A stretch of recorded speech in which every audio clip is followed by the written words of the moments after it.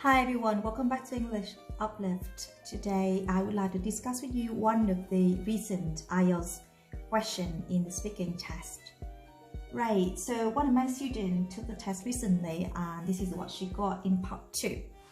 The question is, describe a neighbor you find interesting. You should say who he or she is. How do you know him or her? What do you do together? And explain why you are interested in him or her. Right, so as usual, you may have a minute to prepare for your answers. And the first thing came up to your mind is, oh my God, I don't even know my neighbors. I don't know anyone, let alone someone interesting. Well, then after a minute, the examiner asks you to start speaking and you say, I'm sorry, I don't know any neighbors. This is not a good answer. Even though you might get band 9 on honesty, unfortunately, IELTS is not a test about your honesty. It's all about language test.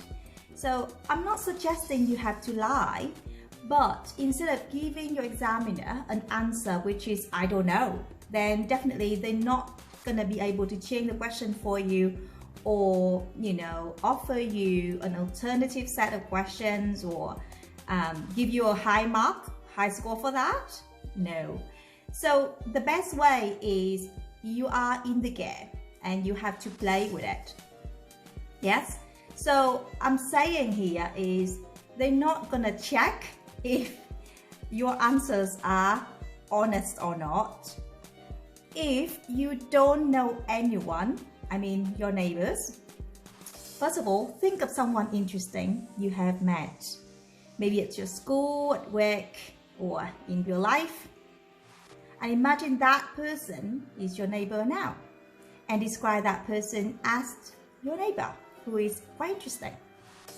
Now, the second scenario is you might not even met anyone in real life interesting enough for you to talk about. Then imagine someone you have a character from a book, from a movie, or even an imaginary character that you find really interesting, ideally for you. And then again, link that person to be your neighbor now. Then you can start talking about that person. Okay, so it's all about the language test in that you demonstrate your ability to support your point, to answers, and come up with, all the relevant information. Good luck everyone with your speaking in the future, and I will see you in future lessons as well. Bye for now.